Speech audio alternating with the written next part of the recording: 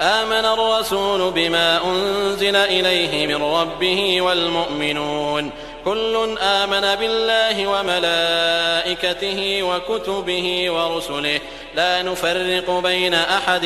من رسله وقالوا سمعنا وأطعنا غفرانك ربنا وإليك المصير. لا يكلف الله نفسا إلا وسعها لها ما كسبت وعليها ما اكتسبت ربنا لا تؤاخذنا إن نسينا أو أخطأنا ربنا ولا تحمل علينا إصرا كما حملته على الذين من قبلنا ربنا ولا تحملنا ما لا طاقة لنا به واعف عنا واغفر لنا وارحمنا أنت مولانا فانصرنا على القوم الكافرين.